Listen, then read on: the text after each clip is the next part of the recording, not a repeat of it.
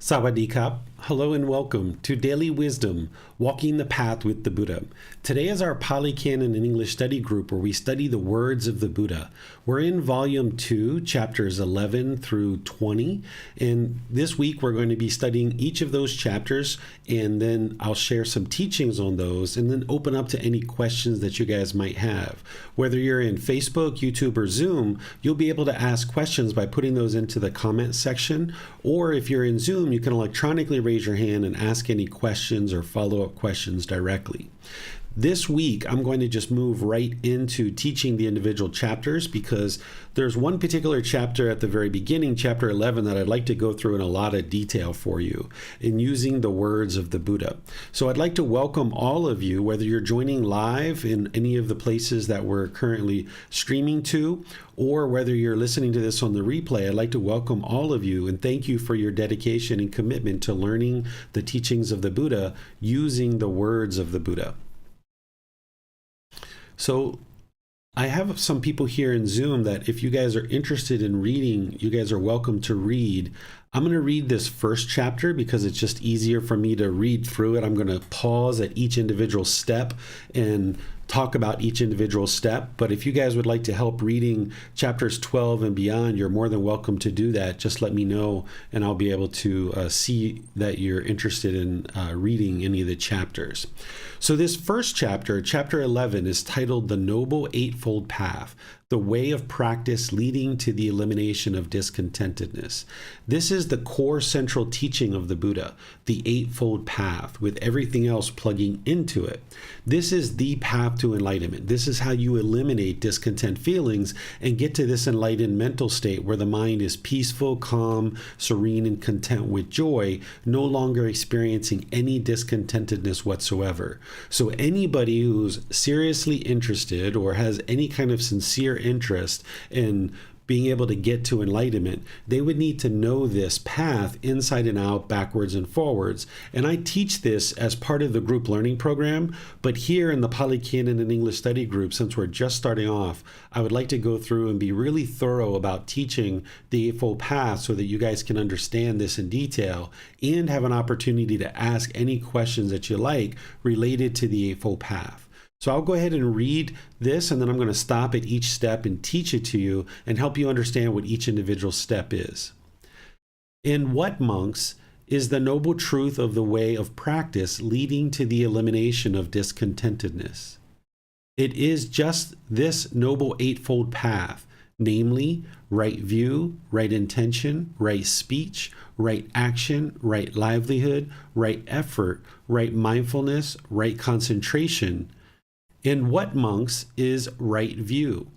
It is, monks, the wisdom of discontentedness, the wisdom of the cause of discontentedness, the wisdom of the elimination of discontentedness, and the wisdom of the way of practice leading to the elimination of discontentedness. This is called right view. So as I mentioned, the Eightfold Path is a core central teaching, and other teachings plug into this. What the Buddha is explaining as part of right view is he's pointing to the Four Noble Truths and is saying that is right view. Understanding and practicing the Four Noble Truths is right view. And in the Four Noble Truths, you learn what is discontentedness, the cause, the elimination, and the way forward. So discontentedness is conditioned pleasant feelings, painful feelings, and neither painful nor pleasant.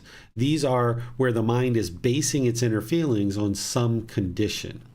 Then the second noble truth is what is the cause of discontentedness? The cause of these conditioned feelings where the mind goes up and down is craving, desire, attachment, the mental longing for something with a strong eagerness. This is where the mind is basing its inner feelings on some impermanent condition. So if it's sunny outside, maybe you get pleasant feelings. You feel so happy, excited, elated. But if it rains, maybe you feel sad or lonely or bored or some other feeling. This is the mind basing its inner feelings on some condition. And The third noble truth is teaching you that to eliminate discontentedness, you need to eliminate craving, desire, attachment, training the mind to no longer have that mental longing and strong eagerness, basing its inner feelings on some condition. This is where breathing mindfulness meditation comes in, where when you're focused on the breath, you're arising this mindfulness or awareness of mind, and you're arising concentration, being able to focus on a single object like the breath.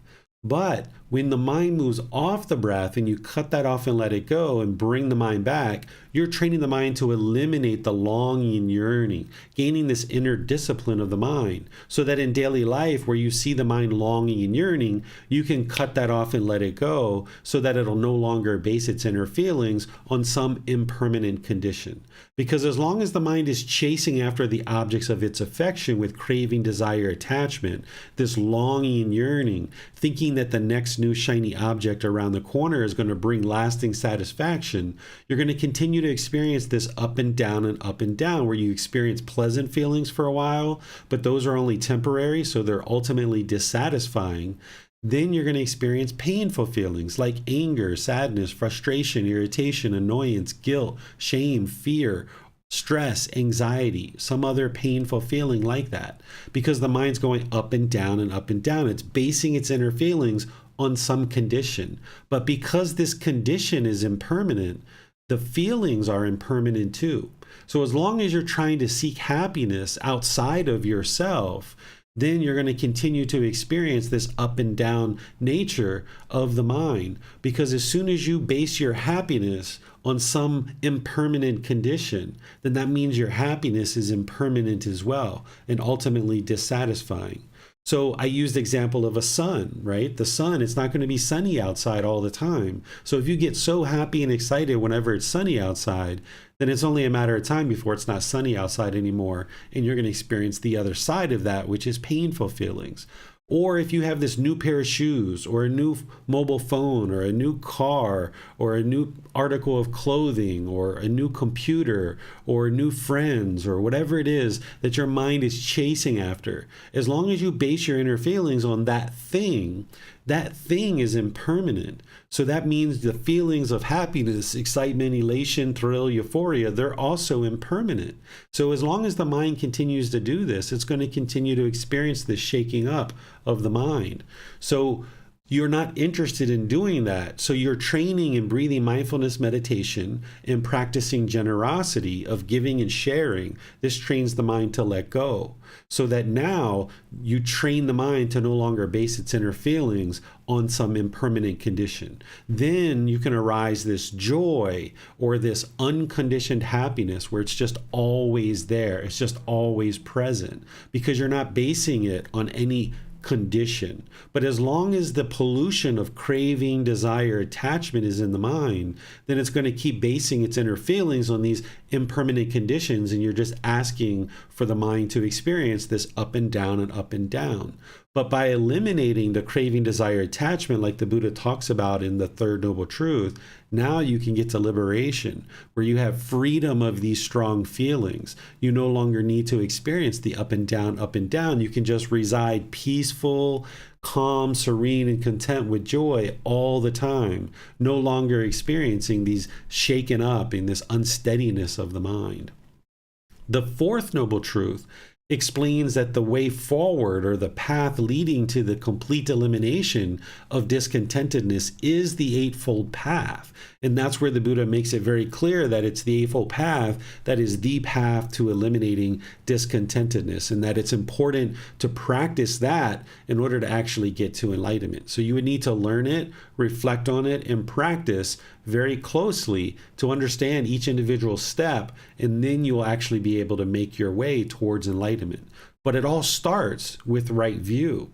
If you don't understand that you're causing your own discontent feelings, then what you're going to typically do is blame other people or blame the situation for causing your discontent feelings. And when you blame other people or you blame the situation, then you're going to have a tendency to push these people out of your way or push the situation out of your way.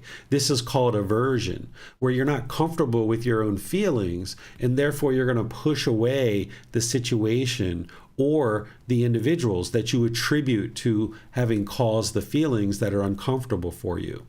Or the other thing that'll happen is you might be harsh or bitter or hostile in the way that you speak or communicate. And now those people choose to go away because of the way that you're interacting in the world. So therefore, you're not going to be able to remain harmonious with other beings because you're going to either be pushing people away or you're going to be bitter and hostile and people will choose to go away.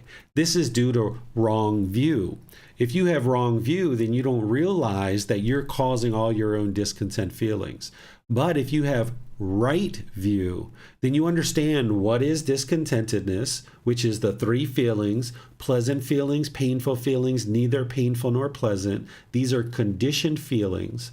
You understand the cause of discontentedness, which is craving, desire, attachment. Even those pleasant feelings, it's the mind longing and yearning. If it gets the objects of its affection, it gets these pleasant feelings. If it doesn't get it, then it gets these painful feelings. Then you understand what is the elimination of discontentedness, which is eliminating craving, desire, attachment, that mental longing. And you do that through the entire Eightfold Path, which is what the Buddha explains in the Fourth Noble Truth, which specifically for craving, desire, attachment, you're training the mind with breathing, mindfulness, meditation, and generosity, which are generalized trainings that are working to slowly eliminate this craving, desire, attachment in the mind. And you understand that it's the Eightfold Path that is the path that leads to enlightenment. These four noble truths should be really soaked into the mind. And if you aren't yet there where they're soaked into the mind and you can see clearly that you're causing your discontentedness, then reach out for support. I will help you through personal guidance or private messages or posts in the Facebook group, or you can ask questions here. And there's videos, there's other classes, there's books where I teach these, and you can learn them in detail, because you wouldn't be able to make any progress on this path unless you deeply understand the Four Noble Truths and you're practicing right view. As long as you blame others for your discontentedness, then you aren't looking at the true problem, so therefore you can't actually solve it. In what, monks, is right intention? The intention of renunciation, the intention of non-ill will, the intention of harmlessness. This, monks, is called right intention. Some people translate this as right thinking or right thought, because you need to have the thinking or the thought of these three aspects of renunciation, non-ill will, and harmlessness. What renunciation is the willingness to give up and let go of false beliefs and misperceptions and opinions and views that aren't actually accurate. One of the primary opinions and views and misperceptions that the unenlightened mind needs to let go of is that other people are causing you to be discontent from right view. If you maintain that false belief or that misperception, then you're going to continue to experience discontentedness, because you might either push these people out of your life, or you might try to control them and get them to do things that you want them to do. And if they don't do the things that you want them to do, that's where the mind might be bitter and hostile or aggressive. So practicing renunciation is the willingness to let go of these unwholesome qualities and things that the mind is holding on to. The intention of non-ill will. Non-ill will is actually two negatives, which means it's a positive. It's the intention of goodwill. The intention of goodwill is to practice loving kindness, or this active goodwill towards all beings without judgment, where you have this genuine interest in seeing others be well. This is an important quality of mind that you need to cultivate, which you cultivate in loving kindness meditation, and then you practice it in daily life through your intentions, your speech, and your actions.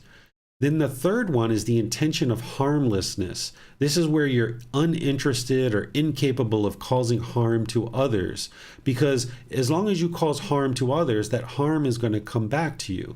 And you're interested in ensuring that you're no longer causing harm to others. This is part of the natural law of karma, of cause and effect, or action and result. As long as you're putting out harm to others through your intentions, your speech, your actions, your livelihood, this harm is going to come back to you. So you need to practice harmlessness, mindfulness, where you're uninterested and incapable of causing harm to others. And this helps us to move into the moral conduct section, which is the next 3 steps. This first part that we've been talking about is the wisdom section of the Eightfold Path, building the wisdom in right view of what's causing discontentedness and how to eliminate it and what the path forward is. Building the wisdom around right intention or the right thinking or thoughts of renunciation, non-ill will, and harmlessness. Then, now, understanding that you're not interested in harming other beings because of this natural law of Gotama, of cause and effect, the Buddha starts sharing moral conduct that if you clean up your moral conduct, then you're not causing harm to others, so therefore harm isn't going to come to you. So here he's giving you in right speech a genuine understanding or a general understanding of some various aspects of our speech that we can clean up in order to ensure we're not causing harm to others. During the lifetime of the Buddha, speech was the only thing they had, so he called it right speech. But today we have social media posts, we have emails, we have chat, we have text messages, we have phone calls, we have speaking to someone in person. So you might think about this as right communication and ensuring that you're practicing right communication in all aspects of your life. So here the Buddha says, in what, monks, is right speech? Refraining from lying, refraining from slander, refraining from harsh speech, refraining from frivolous speech. This is called right speech. What he's referring to here is 4 aspects of speech that you can clean up. And remember, his teachings are independently verifiable. You're not supposed to believe any of these things. You shouldn't believe any of this because it doesn't lead to wisdom. Instead, you're learning, you're reflecting, and you're practicing. So you can take each aspect of right speech here, lying, slander, harsh speech, and frivolous speech, and you can see in situations where you or other people did this, it didn't turn out well. So if you're lying, people are going to discover your lies. Your mind is going to be uncalm, trying to constantly figure out what you said to who and when you said it. If you slander people, which is gossiping and slandering, damaging people's reputation, this is going to cause you harm. Harm is going to come to you because as you damage people through your speech, they're going to be interested in potentially causing harm to you. Refraining from harsh speech. This is the tone, the tempo, and the word choice of how you choose to speak with people. Where you've been harsh or aggressive or hostile or bitter to others, this is going to come back to you and cause you difficulties in your relationships. And then frivolous speech is also referred to as idle chatter. This is where there's a craving, a longing, and a yearning just to talk all the time, just talking. And this is going to cause harm to others because they're going to have to listen to that. It's unbeneficial, it's unpurposeful speech. And now people aren't going to be interested in talking to you or listening with you because of this unpurposeful, unbeneficial speech. So by you cleaning up all 4 of these, you're getting to the first layer of understanding with your speech so you're not causing harm to others, so therefore harm isn't coming to you. But what you would like to do is get deeper into right speech in order to get to enlightenment. You would need to understand the 5 factors of well-spoken speech and other aspects of speech so that when you're practicing to that level, then your relationships can blossom. Your personal and professional relationships will continue to blossom and you'll find very harmonious relationships. So you can look at conversations that went well and you can look at conversations that didn't go well and you can see where you weren't practicing right speech, for example. Next is right action. Right action is all about our bodily actions. And here the Buddha says, in what, monks, is right action? Refraining from taking life, refraining from taking what is not given, refraining from sexual misconduct. This is called right action. So here he's talking about 3 major bodily actions that you could potentially do that would cause harm to others. So therefore harm will come to you. So he's suggesting and guiding you to clean this up so that harm doesn't come to you through your moral conduct. Because if you were killing living beings, or you were stealing, or you were having sexual misconduct, this is all going to cause harm to others, and harm is going to come to you. And it's the 5 precepts which it connects into this part of the Eightfold Path, which gives you more details on this. The Buddha talks about living compassionately for the welfare of all living beings. He doesn't teach to preserve all life at all costs. Oftentimes, the unenlightened mind wants to see things as black and white. Either I kill or I don't kill. What am I doing here? But in reality, there's this gray area that you need to understand about living compassionately for all living beings. So, of course, you're not going to go out and intentionally kill somebody just for the sake of killing them, or based on ill will or something like this. But if you had a house and termites were attacking the house and chewing the house, if you didn't take action to resolve that, then you're not showing loving kindness to the beings who live in that house, including yourself. This house is going to fall down. This is why the Buddha didn't teach to preserve all life at all costs. He taught to live compassionately for the welfare of all living beings. So you might do some research to figure out if there's a way to get rid of these termites without killing them. But what you might come back to is like, yeah, the only way to really take care of an infestation like that is to actually kill them. And you might need to hire somebody to do that. But these beings are experiencing their karma. Because they're causing harm, harm is coming to them. And this is why being in the animal realm is so difficult, because they lack the wisdom to understand what it is that they're doing. And they oftentimes are killed over and over and over and over and over again because they're out there causing harm, like taking life.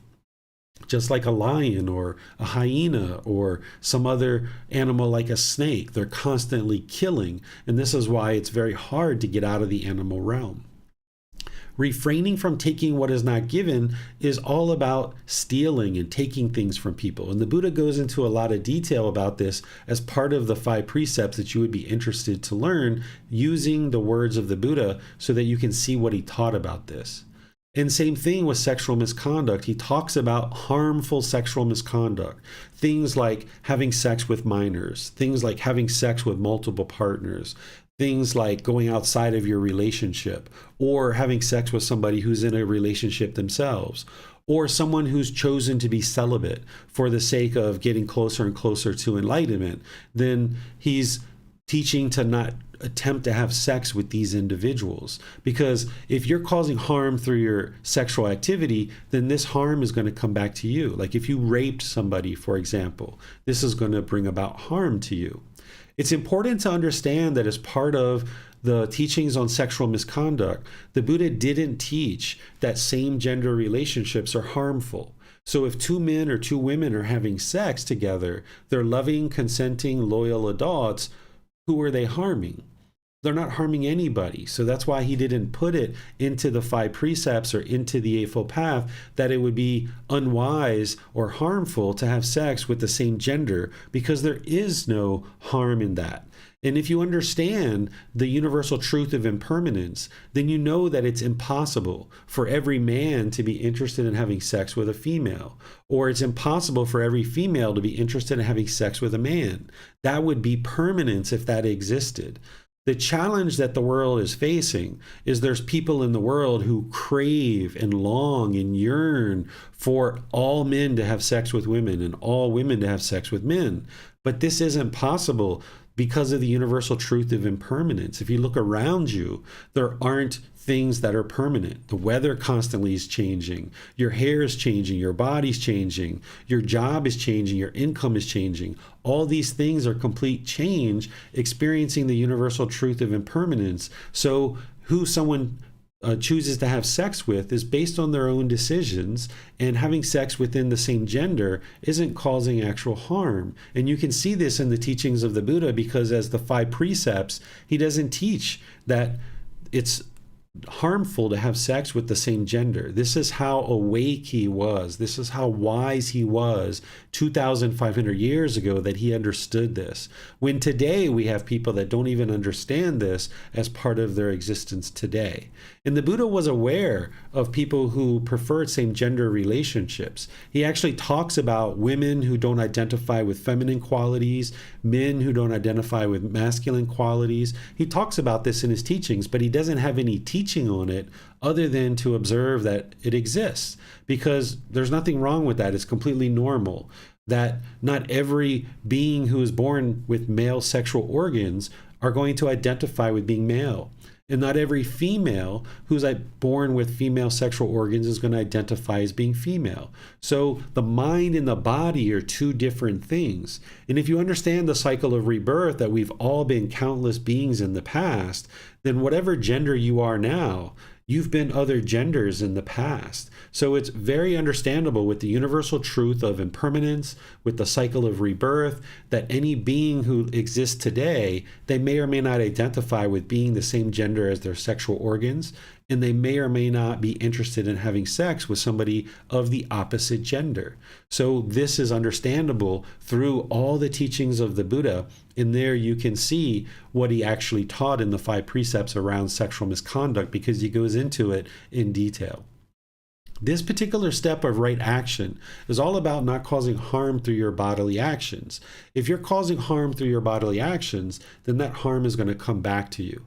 And here he gives 3 major ones, but he's not going to list out every single bodily action that you could potentially do that would cause harm. That would be way too much information. And there's certain things that we do today that didn't happen during his lifetime. Like if you were on an airplane and you dragged your suitcase through the aisle of a plane and you ran over people's feet and bumped into their knees, this is going to cause harm, and there's a potential for someone to get hostile and irritated and potentially attack you on this airplane.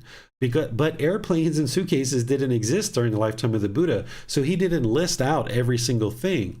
He didn't say don't walk up to somebody and punch them in the face, right? If you understand what right action is, which is not causing harm through your bodily actions, then you'll start navigating this world, ensuring that you're not causing harm through your bodily actions in the way that you move your body about. The 5th step, or the fifth factor of the Eightfold Path, is called livelihood, or right livelihood. What a livelihood is how you choose to sustain your life. And the Buddha says, "In what, monks, is right livelihood? Here, monks, the noble disciple, having given up wrong livelihood, keeps himself by right livelihood." Here, he's explaining in other parts of his teachings about ensuring that we're not causing harm through our livelihood. Here, he's just giving a very general information, and essentially you look to his other teachings to see the detail on this. The first thing that you start to understand around livelihood are 5 trades that he talks about that would cause harm if you chose to practice any of those, because you're not interested in basing your livelihood and your income and the way you sustain your life based on harming other beings. So he talks about business and weapons, business and living beings, business and meat, business and substances that cause heedlessness, and business and poisons. If you end up practicing any of these trades or having business in any of these things, you can see that you're going to experience harm. And you can look at either jobs that you've had in the past based on these, or you can look at people who are currently functioning in those roles now, any of those 5 occupations, and you can see that they're causing harm and harm is coming to them. You could just take a simple one like substances that cause heedlessness. If you standed on the street corner selling cocaine or heroin or crystal meth or any of these kind of things, you're going to probably get robbed, beat up, you might get arrested, you might get murdered, you might even get addicted to your own substances. These things are going to happen as a result of selling substances that cause heedlessness. But these particular teachings of the Buddha they're based on the natural law of Gama, of cause and effect. This is a much higher law than the law that we have as humans. As humans, yes, it's illegal to sell cocaine, heroin, or crystal meth on the street corner, but it is legal to sell alcohol. But if you understand that you're not necessarily looking at the human laws, you are interested in practicing the natural law of Gama, which is a much higher law than the human laws. Because if you worked in a liquor store, for example, you have a higher chance of getting robbed, getting beat up, getting murdered. You can have these problems occur because these kind of places tend to get robbed, and people come in there and murder people, and these things happen as a result of working in a place like a liquor store. So even though it's legal for you to be a cashier or work at a liquor store, it would be unwise if you understand the natural law of Gama, of cause and effect.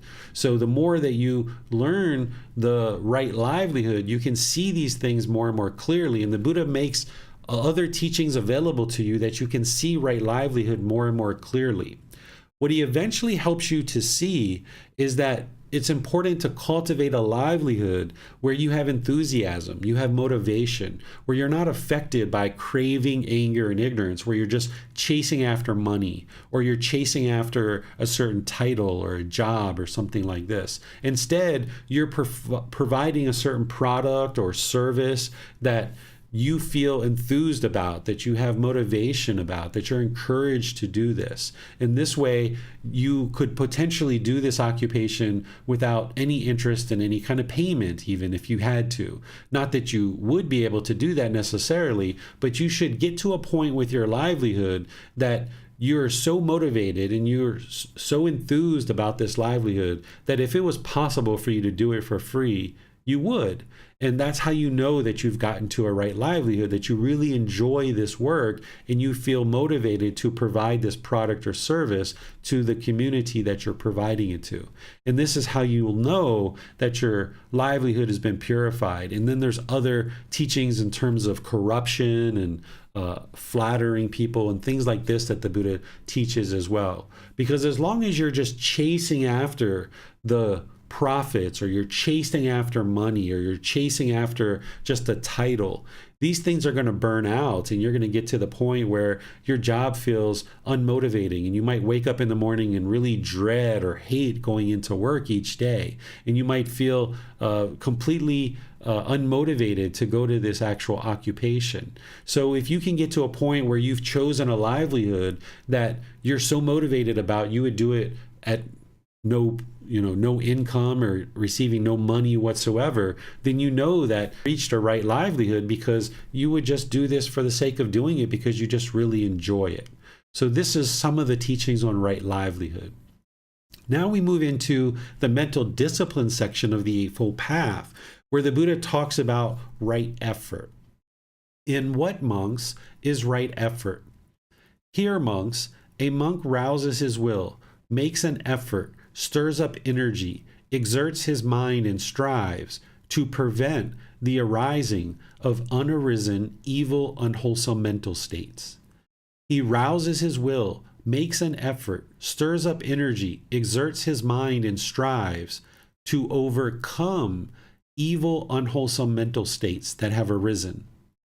He rouses his will, makes an effort, stirs up energy, exerts his mind, and strives to produce unarisen, wholesome mental states. He rouses his will, makes an effort, stirs up energy, exerts his mind, and strives to maintain wholesome mental states that have arisen, not to let them fade away, to bring them to greater growth, to the full perfection of development. This is called right effort.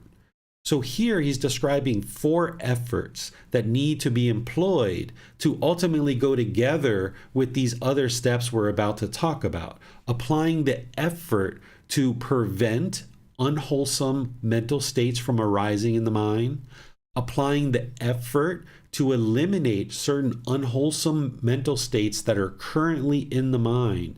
He teaches to apply the effort to eliminate those mental states, because those unwholesome mental states are going to produce unwholesome results. Then, if there's any wholesome mental states that are not yet in the mind, he's teaching you to apply the effort to bring those into the mind.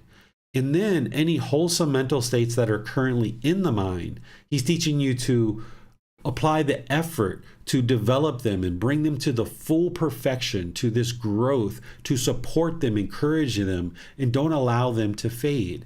So these are the 4 right efforts: preventing unwholesome qualities from arising, any unwholesome qualities that are currently in the mind, eliminate those, any wholesome qualities that are not yet in the mind, bring those into the mind, and any wholesome qualities that are currently in the mind, apply the effort to support them, encourage them, and don't allow them to fade.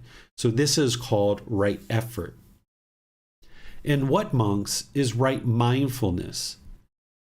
Here, monks, a monk resides reflecting on body as body, dedicated, clearly aware and mindful, having put aside craving and worry for the world.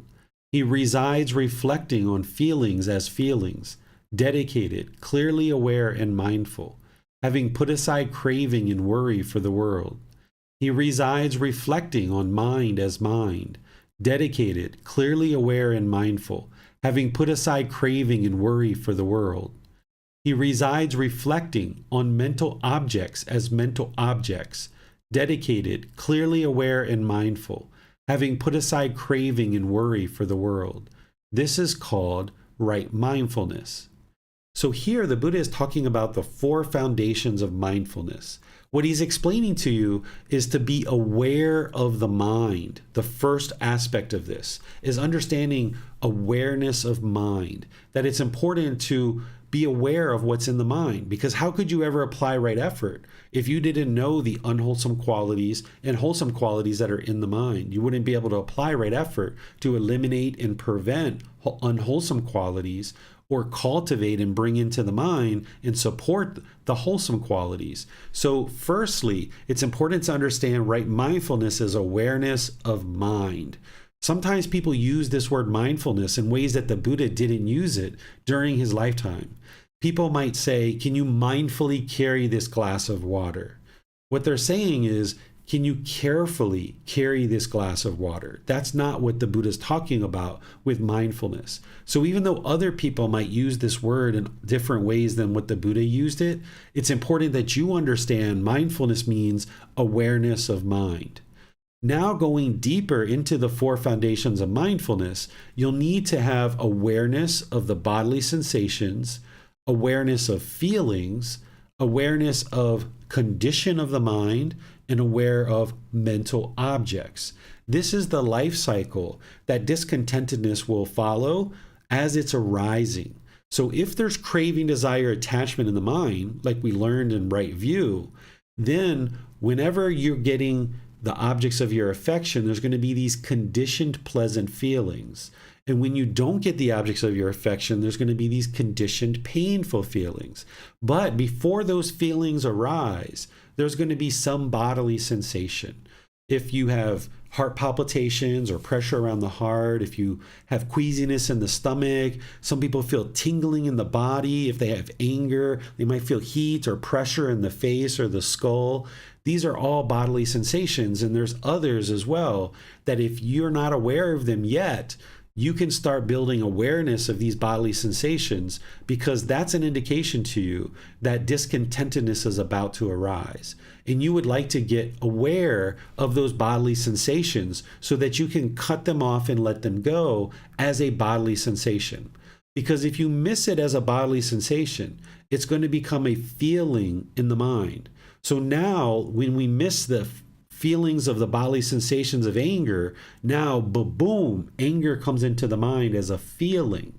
And now you can cut it off as a feeling, but if you don't cut it off as a feeling, it's then going to affect the condition of the mind. You might experience a few hours or a few days, maybe even a week or so, where you've been angry over something. This is the misunderstanding and the lack of wisdom of right mindfulness and having the awareness of this life cycle, of the bodily sensations, of the feelings, of the condition of the mind. And now, because that didn't get cut off, it's going to feed the mental objects. And a mental object in this example of anger would be something like ill will. If there's this mental object of ill will, which is like a container that is deeply rooted in the mind, there's this ill will that's deeply rooted because over the course of your life, there's been these bodily sensations, feelings affecting the condition of the mind, and now feeding this mental object of ill will and forming that, and it becomes more and more deeply rooted. And now the mind's still craving, it's still craving. When it doesn't get what it wants, it gets bodily sensations, it gets feelings, affects the condition of the mind, and now it keeps feeding these mental objects. So with right mindfulness, you're essentially becoming aware of those bodily sensations and cutting off and letting go more and more and more of what you're experiencing in terms of these bodily sensations, because this is indicating to you that discontentedness is arising.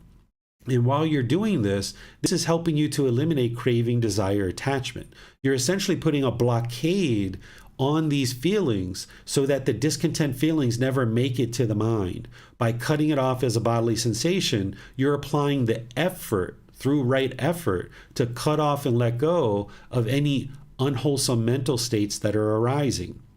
This would be like if you're taking a boat across the ocean from maybe the UK to Canada. You're interested in preventing the water from ever coming into the boat, because once the water comes into the boat, you've got a real problem to deal with. And now you've got to get it out, and it's a lot harder to do that once the water starts coming into the boat. So if you can cut off and let go of arising discontentedness as a bodily sensation, you've just saved yourself a whole lot of trouble, because now it's not going to become a feeling in the mind. And once it becomes a feeling, now you have to get that out of the mind. And now you're affected by that. And now it might affect the condition of the mind for a few hours or a few days or maybe a week or so. So by cutting off and letting go of these bodily sensations, having the awareness to be able to do that, now you can work on uprooting something like ill will as a mental object.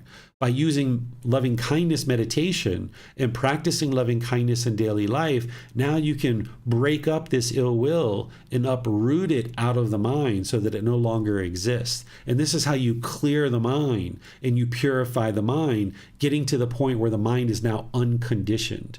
As long as these conditions are in the mind, namely craving, anger, and ignorance, you're going to continue to experience discontentedness. So you'll need to develop mindfulness to be aware of this process that the discontentedness is taking, so that now you can cut it off and let it go sooner and sooner. And now you get your arms around this mind having this discipline of the mind.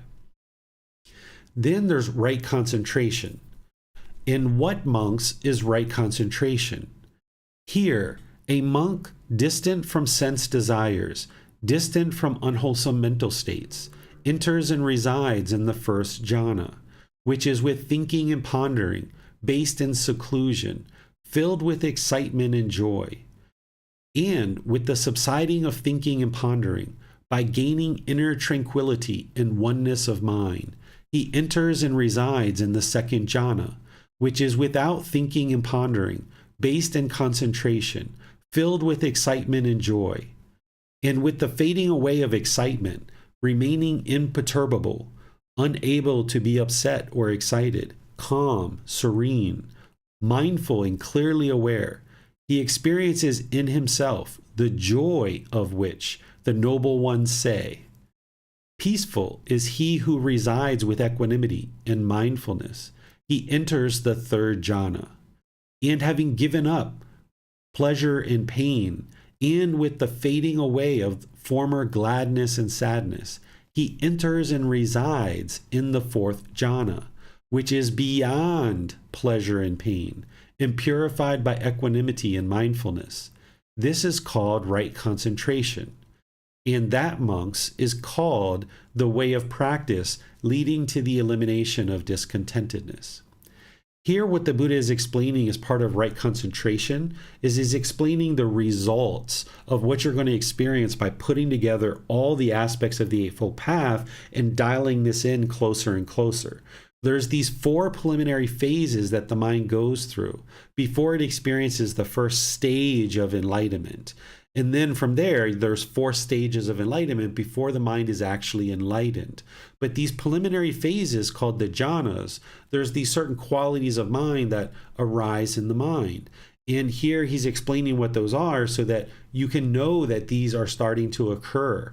These are like giving you glimpses of what enlightenment is like and giving you an indication that you're starting to put together the path to enlightenment of the Eightfold Path. It's kind of like a light flickering and giving you these glimmers of what enlightenment is like by helping you to see that you're putting together the path fairly well.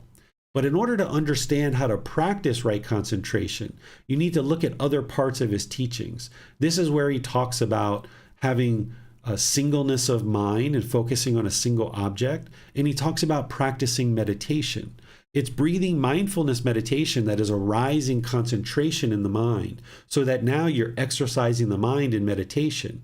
But then you need to practice singleness of mind in daily life where you're not attempting to do multiple things at one time, because the mind can't actually do multiple things at one time. It can only do one thing at a time. But if the mind is attempting to do more than one thing at a time, it's going to rapidly cycle from thing to thing to thing to thing to thing to thing to thing. And as it's doing this, then the mind's going to become overactive and anxious. And now when you're at home by yourself, you'll probably have difficulties relaxing. You might feel stress or anxiety in the mind. But when you train the mind to do just one thing at a time, single-threadedly, throughout your entire day, now the mind can have focus and concentration and clarity and deep memory and bring forth the qualities that it needs in order to practice all the other teachings on the Eightfold Path. Because if your mind is rapidly cycling from thing to thing to thing to thing, you're not going to be able to practice something like right speech, for example. It's going to be very challenging for you to practice right speech because the mind is rapidly cycling. You're not bringing forth your concentration to fully focus on the conversation. So let me pause here and see what questions you guys have. This is the first chapter of the chapters we're studying today, and I was interested to ensure that we had an opportunity to go through this very thoroughly. You can ask questions by raising your hand in Zoom, or you can ask questions by putting your comments into Facebook, YouTube, or Zoom, and from there I'll be able to help you and answer any questions you have on the Eightfold Path.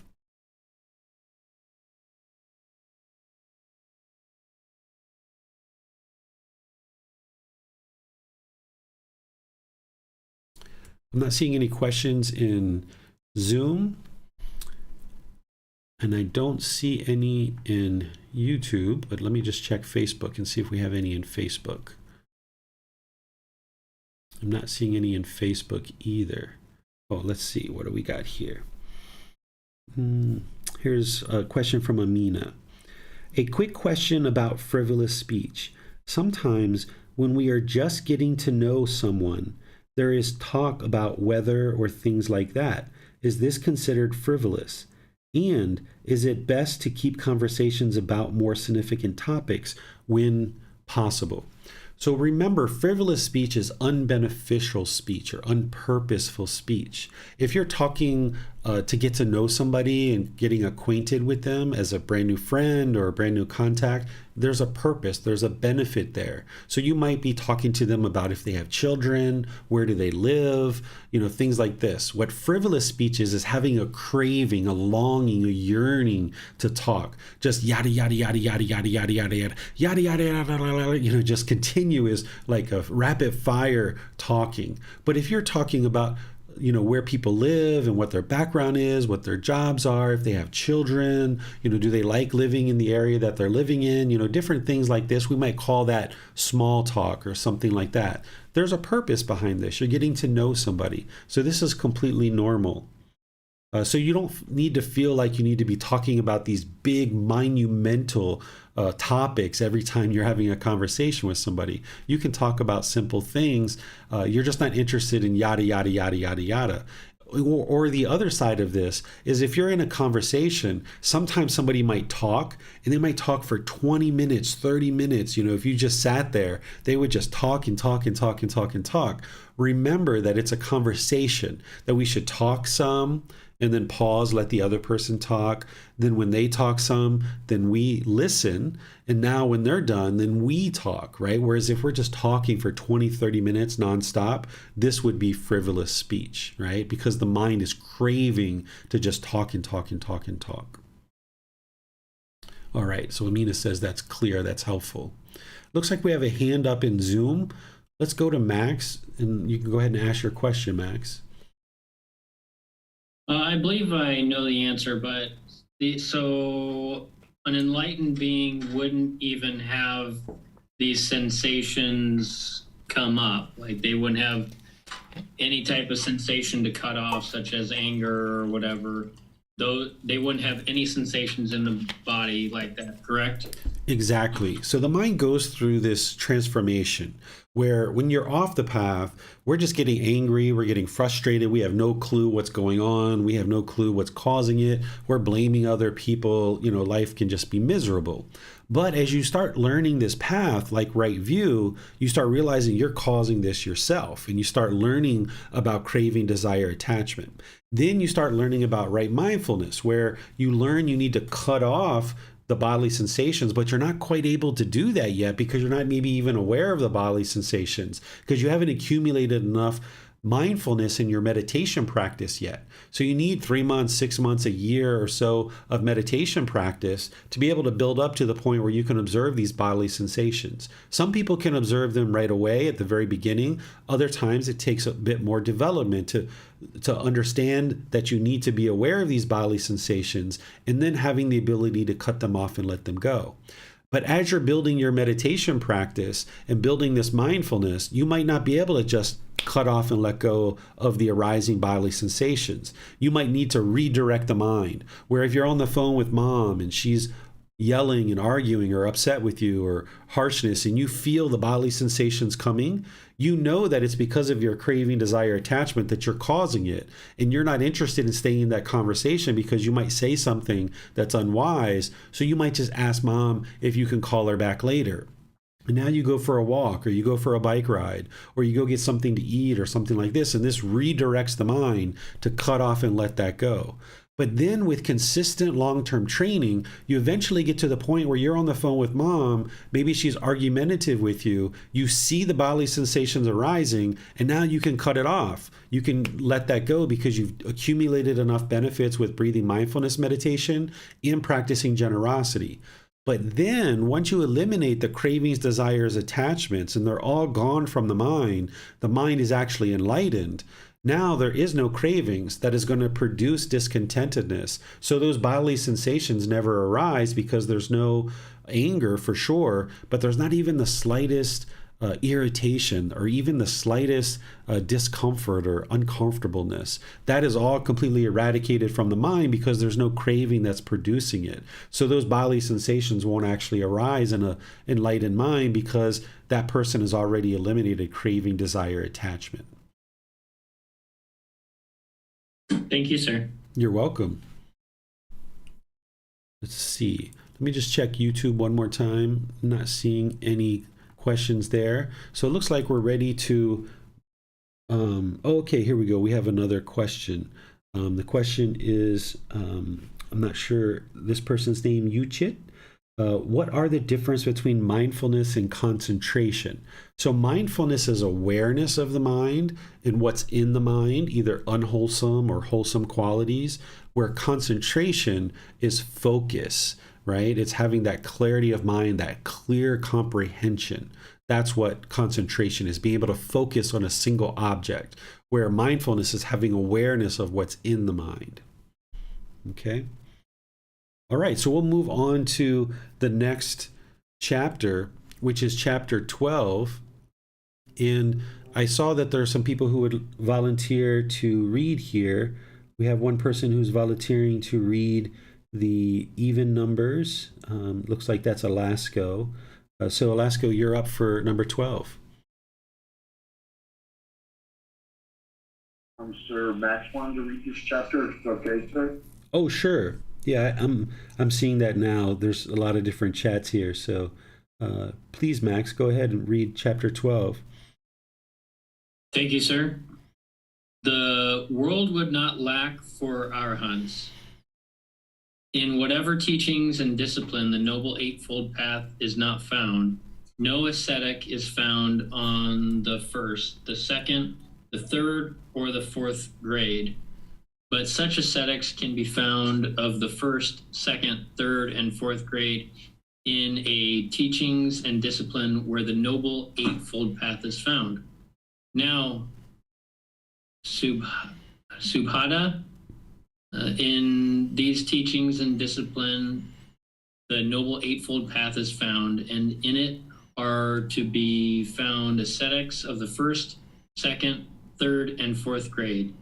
These other schools are lacking of true ascetics, but if in this one the monks were to live the life to perfection, the world would not lack for arahants. Okay, thanks, Max. So here the Buddha is pointing out the importance of the Noble Eightfold Path.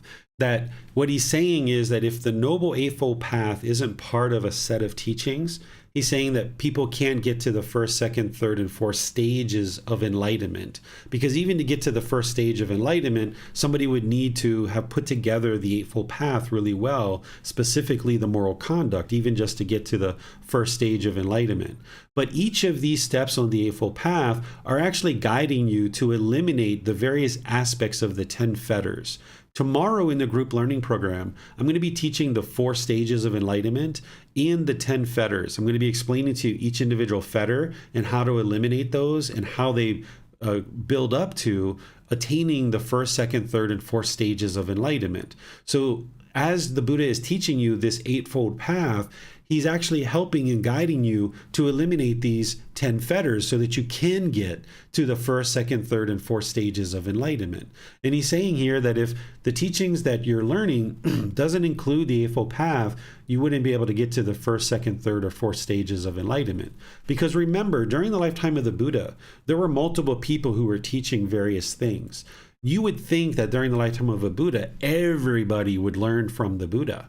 But during the lifetime of a Buddha, not everybody knows that that person is a Buddha, because there's no outward characteristics of what a Buddha is. The way that people discovered that he was a Buddha is by learning and practicing his teachings and seeing the results that they got.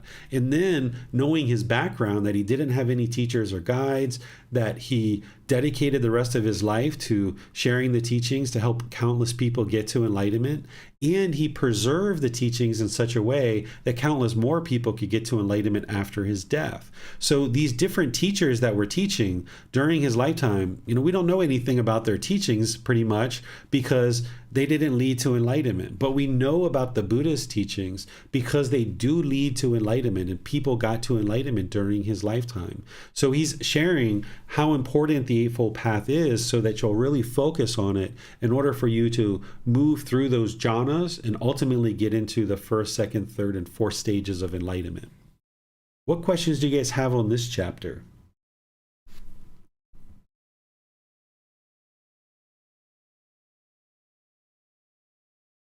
Okay, so I'm not seeing any questions on this chapter, so let's move to chapter 13. Who would like to read chapter 13?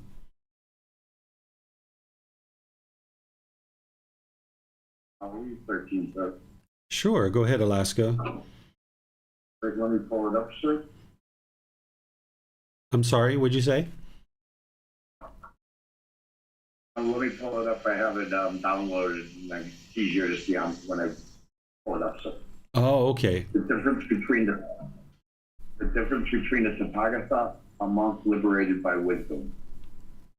Monks, the Tathagata, the Arahant, the perfectly enlightened one, liberated by non-clinging through a fading away of strong feelings towards form, through its fading away and elimination, is called the perfectly enlightened one. A monk liberated by wisdom, liberated by non-clinging through a fading away of strong feelings towards form, through its fading away and elimination, is called one liberated by wisdom. The Tathagata, the Arahant, perfectly enlightened one, liberated by non-clinging through a fading away of strong feelings towards feeling, perception, volitional formation, choices, decisions, consciousness, through its fading away and elimination, called the perfectly enlightened one. A monk, liberated by wisdom, liberated by non-clinging through a fading away of strong feeling towards feeling, perception, volitional formation, choices, decisions, consciousness, through its fading away and elimination, is called one, liberated by wisdom. Therein, monk, what is the distinction? What is the disparity? What is the difference between the Tathagata, the Arahant, perfectly enlightened one, and a monk liberated by wisdom? The Tathagata, monks, the Arahant, perfectly enlightened one, is the originator of the path, unarisen before, the producer of the path, unproduced before, the declarer of the path, undeclared before. He is the knower of the path, the discoverer of the path, the one skilled in the path, and his disciples now reside, practice in that path, and become possessors of it afterwards. This monk is the distinction, the disparity, the difference between the Tathagata, the Arahant, perfectly enlightened one, and a monk liberated by wisdom. All right. Thank you, Alasco. So here, the Buddha is talking about the difference between what a Buddha is and what an enlightened being is. These are two different things. They're both arahants, meaning they've reached the fourth stage of enlightenment. Both a Buddha and an enlightened being has eliminated the 10 fetters. That's how you get to be an arahant. That's how you actually get to enlightenment. But the way that they've done this is completely different. The way that a Buddha or a Tathagata gets to enlightenment is through their own dedication, their own independent journey. They are the discoverer, the declarer, the originator of the path to enlightenment, unarisen before him. So that's what he's explaining, that him as a Buddha, he got to enlightenment on his own. But another person can get to enlightenment and be an arahant, but they wouldn't be a Buddha. They wouldn't be a Tathagata because they're liberated by wisdom, meaning that they've learned the teachings from somebody else. That's the difference between a Tathagata or a Buddha and an enlightened being. They've both eliminated the 10 fetters, but a Buddha has done it on their own, through their own independent journey. They've discovered, declared, they're the originator of that path. And on the other side, this enlightened being, they're also enlightened, but they're not perfectly enlightened. They've learned from other people. A perfectly enlightened one doesn't have any teachers. They don't have any guides. And this is why we call them perfectly enlightened, that they understand the path to enlightenment very clearly. It's like putting light bulbs along the path. They illuminate this path very, very clearly so that other people can understand it and get to enlightenment during their lifetime. So they've independently discovered the teachings. They dedicate the rest of their life so that countless people can get to enlightenment during their lifetime. And they leave the teachings in such a condition that countless more people can get to enlightenment after their death. This is what a Tathagata is. The word Tathagata means the one who's discovered the truth, or the one who shares the truth. The truth is the path to enlightenment, the natural laws of existence. And by sharing that truth, then others can learn that wisdom and get to enlightenment, but they just wouldn't be a Buddha. There are some traditions of Buddhist teachings that says everybody is a Buddha. But here you know the truth. Through the words of the Buddha, he's showing you the difference between a Buddha and an enlightened being. So don't be misled in thinking that you are a Buddha, because you're going to need help. You're going to need guidance from someone. The last Buddha that the world is currently aware of existed over 2,500 years ago. The Buddha talks in other teachings where he talks about how rare it is that a Buddha arises in the world. So it's very rare that a Buddha will arise in the world. And at this point in time, the world isn't aware of any Buddhas that exist since the lifetime of Gotama Buddha. So that means you and everyone else is going to need teachers and guides to help you on this path to enlightenment. What questions do you guys have on this chapter?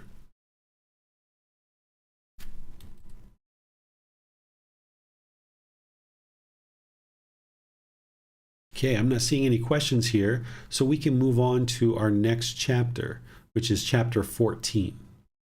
Who would like to read this chapter?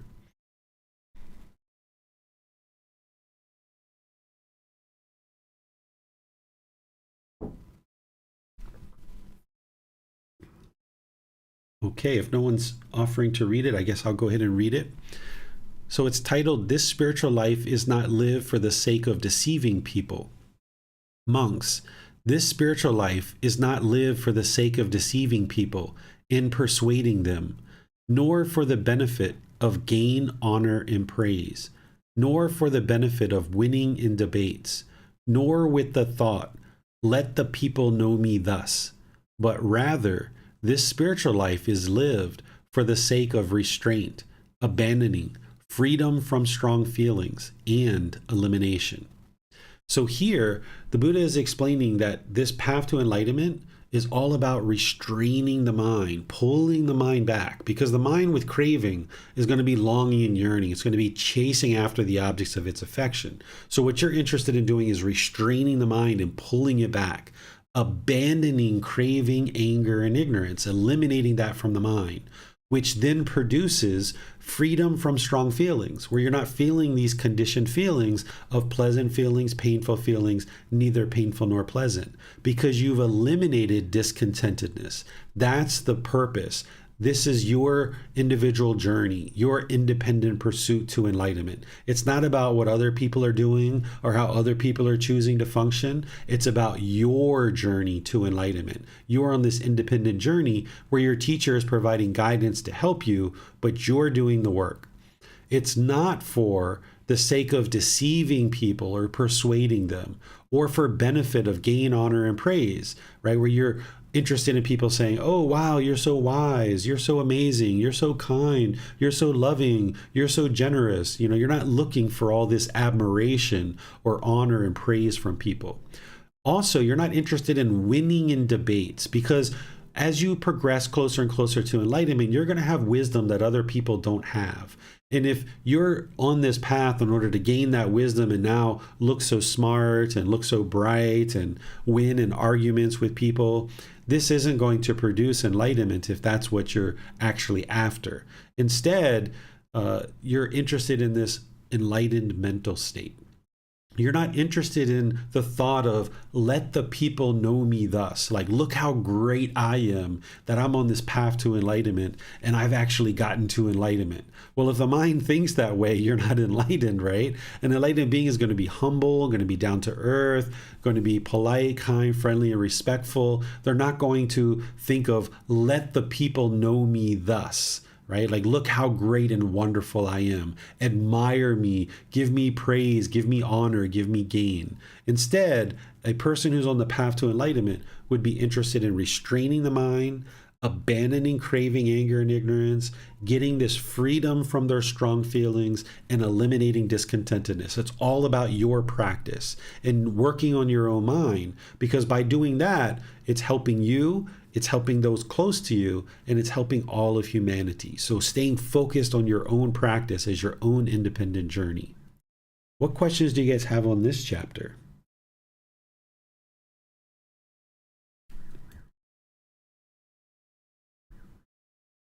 Okay, I'm not seeing any questions on this chapter. So let's go to the next one, which is chapter 15. Is there someone who would like to read this? I'll reserve, don't have anybody else. Sure.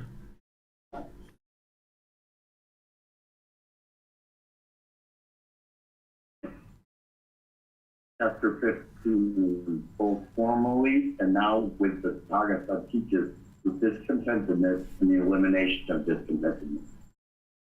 So saying, monks, so proclaiming, they have been baselessly, pointlessly, falsely, and wrongly misrepresented by some ascetics and Brahmins lust. The ascetic Gotama is one who leads astray. He teaches the obliteration, the destruction, the extermination of an existing being. As I am not, as I do not proclaim, so I have been baselessly, pointlessly, falsely, and wrongly misrepresented by some ascetics and Brahmins thus. He said that Gotama is one who leads astray. He teaches the obliteration, the destruction, the extermination of an existing being. Monks, both formerly and now, what I teach is discontentedness and the elimination of discontentedness. If others abuse, criticize, scold, and harass the Tathagata for that, Tathagata on that account feels no annoyance, bitterness, or sadness of the mind. And if others honor, respect, appreciate, and venerate the Tathagata for that, the Tathagata on that account feels no happiness, excitement, or elation of the mind. If others honor, respect, appreciate, and venerate the Tathagata for that, the Tathagata on that account thinks thus. They perform such services as he for the sake of what had earlier come to be fully understood. All right. Thank you, Alasco. So here, you might think that, again, everybody would understand the Buddha and what he's teaching. And they would think that he's so loving and so kind and so polite and so respectful. But unfortunately, even a Buddha, someone who's fully, perfectly enlightened, entering into the world, there's going to be people who are angry at that person, that are hateful, that are vindictive, that are slandering that person, that are gossiping about the Buddha. This is what happens because people's minds have craving, anger, and ignorance. Those people are going to look at a person who others might know is a Buddha, and other people will disparage that person. Other people will slander them and talk bad, and they will misrepresent what it is that they were actually teaching and what they were talking about. Because their mind is so muddled, they're going to hear things in one way, and then they're going to repeat those things as a way of trying to harm this person who's just trying to bring teachings into the world to help everyone. Well, what is the Buddha bringing teachings into the world about? Well, he says it right here, both formerly and now. What he teaches is discontentedness and the elimination of discontentedness. That's all that he's teaching. His entire path is all about understanding discontentedness and how to eliminate it. But people during his lifetime were misrepresenting what it is that he was teaching. He understood this because of the universal truth of impermanence.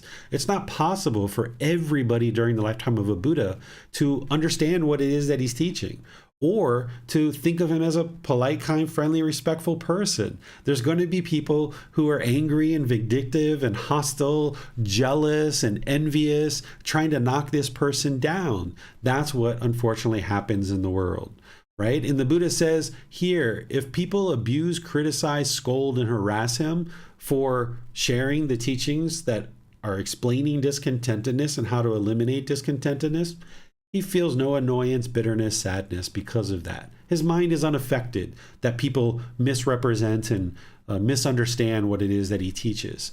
But also, if people honor, respect, and appreciate and venerate him for sharing these teachings, his mind is also unaffected by that.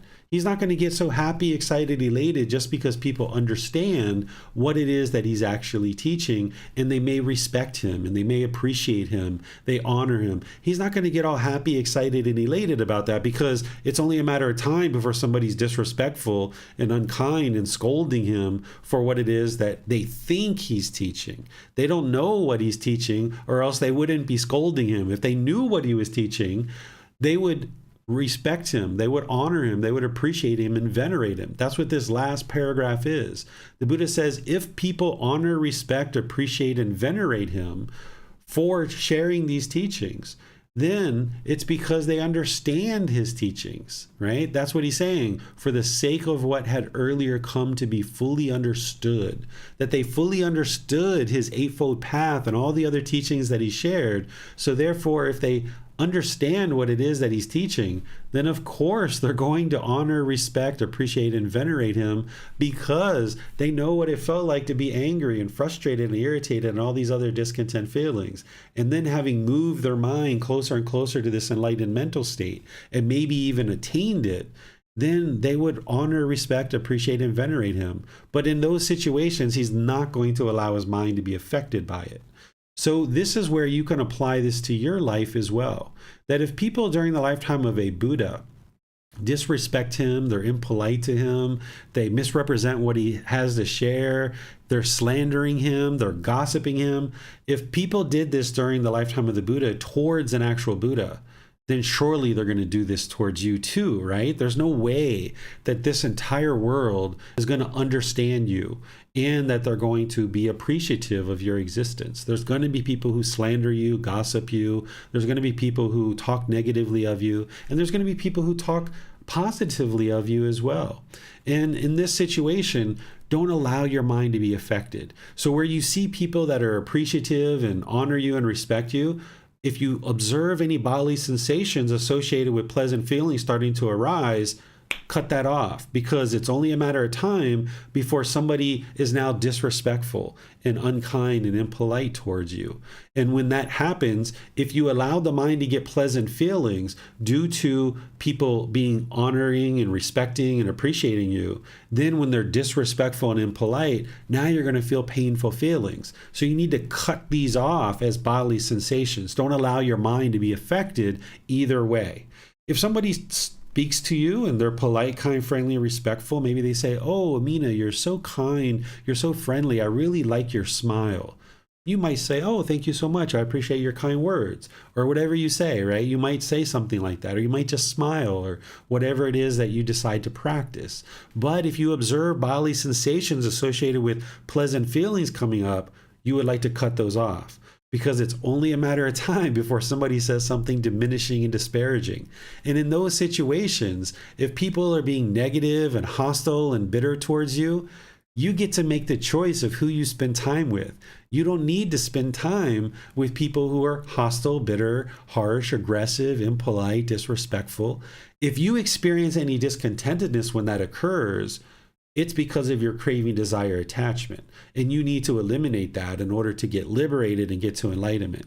But that doesn't mean you need to still continue to be around people like this. You can choose wholesome friends, wholesome companions, wholesome comrades. This is what the Buddha teaches. So where people choose to leave your life because they think you're bitter, you're harsh, you're a bad person, okay, see you later. That actually helps you, because why would you be interested in having a bunch of people around you who aren't actually committed to understanding you and not judging you, not looking down on you? If people are judging you and looking down on you and thinking negatively of you, hey, if you would like to leave, okay, bye, see you later, right? So if there's people that can see the goodness in you and they appreciate that about you, then those are the type of people that you would like to spend time with. All the while looking at your own mind and figuring out what is going on that potentially people are leaving out of your life, right? Trying to figure out, are you using wrong intention or wrong speech or wrong action? What is it that's creating this conflict or this problem? Some cases, it's just people being hateful and misunderstanding you. In other cases, there might be things that you're actually doing that you would like to do that inner work and figure that out. And you've got the Eightfold Path to help you figure that out. And you've got your teacher to be able to come to and talk to about certain challenges that you're having in relationships. But if people don't even acknowledge a Buddha and everybody doesn't respect him, then they're surely not going to all respect you. So don't have that expectation or that craving or that want. Don't be affected by the pleasantness or the politeness, the respectfulness of people. Might say hello or thank you or appreciate your kind words or whatever it is that you might reply back with. But then when people are negative, don't allow that to affect your mind either. You would like to let all of that go and just reside in the middle. Let's see if you guys have any questions on this chapter. Okay. Moving to social media. Looks like we don't have any questions there. And I see Max says that he's willing to read some more. So we have this next chapter 16, Max. If you'd like to read that, you're welcome to. Thank you, sir. Words that are just so, not otherwise. From the night he fully awakened, monks, until the night he attains final nibbana, final enlightenment, in this interval, whatever he speaks, talks of, and explains, all that is just so, not otherwise, therefore he is called the Tathagata. As he speaks, monks, so he does. As he does, so he speaks. Okay, thanks, Max. Here, what they're saying is from the time that he awoke to enlightenment, which he was 35 years old, until he died at the age of 80, for these 45 years, everything that he spoke about was the path to enlightenment. Because a Buddha knows that their time is limited. They only have, in this case, 45 years to share their teachings. And they're interested in bringing forth their teachings as vibrantly as possible during that period of time so that the largest number of people can get to enlightenment during their lifetime, because that's going to ensure that their teachings continue forward. So where a Buddha isn't going to be wasting time talking about this thing or that thing, they're going to be sharing their teachings. And of course, they're going to need to get to know their students and ask questions and understand their background and things like this, like we were talking about earlier. But they're not going to be talking about politics necessarily. They're not going to be talking about wars and, who's going to win this and who's going to win that. They're probably not going to be involved in watching sports and things like this. That doesn't mean you can't do those things. It just means that a Buddha, the way they function is very different than even the average enlightened being. An average enlightened being, their mind is peaceful, calm, serene, and content with joy too, but they're out there living life. They're going to work. They're doing different things and, having a blast with all the different things that they're doing as an enlightened being. Buddha is having a blast too, but they're going to stay focused on ensuring that they share the teachings that lead to enlightenment from the moment that they attain enlightenment until their very last breath. In fact, the very last breath of the Buddha, his very last sentence was a teaching. He delivered a teaching at the very end of his life. His very last words was a teaching. And then here the Buddha is talking about final enlightenment or final nibbana. This is helpful to understand that when you attain enlightenment, then you die. We call this final enlightenment. Because during your lifetime, if you get to enlightenment, you'll eliminate discontent feelings, but you'll still experience painful bodily sensations, like not the bodily sensations we're talking about with mindfulness, but if you were standing too close to a fire, it's going to experience pain. The mind's going to feel that pain. Or if you hit your thumb with a hammer, you're going to feel that pain. But the difference between an enlightened being and an unenlightened being is an unenlightened being hits their thumb with a hammer, and now they feel that painful feeling in terms of the physical pain. And then as an unenlightened being, they're going to also feel mental anguish. They might cuss, they might yell, they might throw the hammer across the room, they might get all bent out of shape, right? This is what we do in the unenlightened state. In the enlightened mind, you'll hit your thumb with a hammer, but you know that that pain is impermanent. So you don't experience the mental anguish associated with the physical pain. So as an enlightened being, you can eliminate the mental anguish. You can eliminate the discontentedness, but you can't eliminate the physical pain. The only way that you eliminate the physical pain is at death. We call this final enlightenment, because you can eliminate all cravings, desires, attachments while you're alive to eliminate mental anguish, but there's still one attachment that you can't eliminate as long as you're alive. The mind and the body are together. And as long as they're together, you're going to experience physical pain. But it's going to be very diminished. It's going to be very minimal compared to what you experienced in the unenlightened state. In the unenlightened state, you get that physical pain, but then you get that mental anguish with it, which heightens the physical pain and makes it feel even worse. As an enlightened being, when you feel that physical pain, you won't experience the mental anguish. So it'll be very muted compared to what you experienced in the unenlightened state. But now when you die as an enlightened being, the body and the mind separate, and now this is final enlightenment. This is why the Buddha doesn't call it death. When somebody dies as an enlightened being, he doesn't call it death, because once you're enlightened, you will no longer experience death. What you experience is final enlightenment. So he even refers to enlightenment as the deathless, because once you attain enlightenment, you're now not going to die. There's not this death that occurs, but instead there's the separation of the body and the mind. And now the body goes back to the earth, and then the mind does whatever it does. The Buddha doesn't explain what's next for an enlightened being. But as an unenlightened being, these beings are dying, right? They're experiencing death. It's very difficult for people to go through death in the unenlightened state, and there's constant rebirth as part of this. There's sickness, aging, and death because this being is stuck in the cycle of rebirth. But once you get outside of the cycle of rebirth, the mind is now enlightened, you're not going to experience death. You're experiencing final enlightenment. What questions do you guys have on this chapter?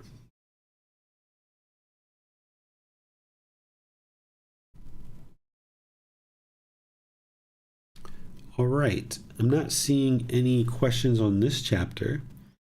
So let's move to the next chapter, which is chapter 17. Who would like to read this one?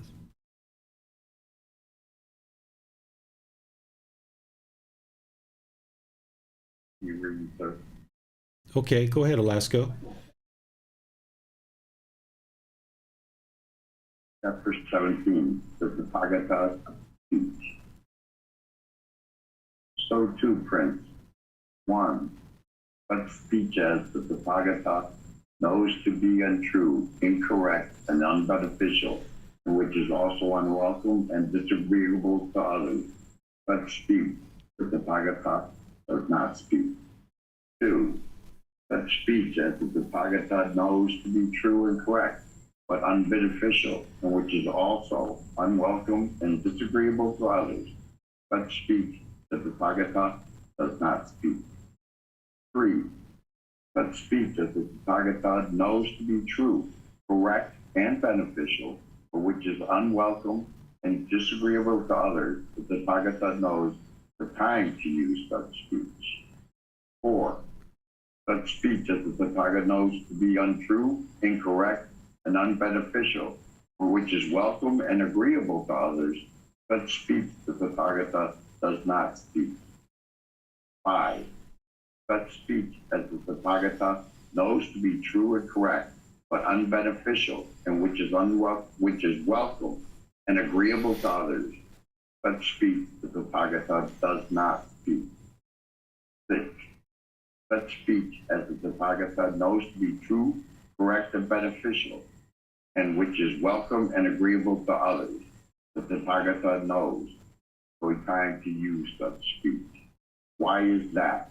Because the Tathagata has compassion for all beings. All right, thank you, Alasko. So this is a deeper teaching on right speech. We've got right speech in the Eightfold Path, which is those 4 aspects we talked about, teaching to a certain level of detail. Then we've got the 5 factors of well-spoken speech, which I've taught in other classes, and it's in this book as well, where you learn to speak at the right time, what you say is true, gentle, beneficial, and with a mind of loving kindness. But now here, the Buddha is going into speech even more detailed, which is calling out, essentially ensuring that you know when the right time is to speak. And here, he's saying if it's untrue, incorrect, or unbeneficial, and it's unwelcomed and disagreeable, of course, he's not going to speak that because it's untrue, it's incorrect, it's unbeneficial. It doesn't meet the criteria of the 5 factors of well-spoken speech. And it's unwelcomed and disagreeable, so he's not going to say that. Then if it's true and correct, but it's unbeneficial and unwelcomed and disagreeable, he's not going to speak that either, right? Because it doesn't meet the threshold of the 5 factors of well-spoken speech. It's unbeneficial. So he's not going to speak something that's unbeneficial. The third one, he says, if it's true, correct, and beneficial, so now it meets the criteria of the 5 factors of well-spoken speech, but it's unwelcomed and disagreeable to this person. The Tathagata knows the time to use this speech because there are certain things that you might say to people that are true, correct, and beneficial, but they're unwelcomed and disagreeable to this person. So you need to know the right time to say certain things. And giving you an example of this, let's just say you have a relationship with your teacher, and your Buddhist teacher understands your mind. We see that you have conceit, maybe you're lacking generosity, maybe you're lacking loving kindness or compassion or something else like this. Maybe we see that you're jealous and you're lacking sympathetic joy, things like this.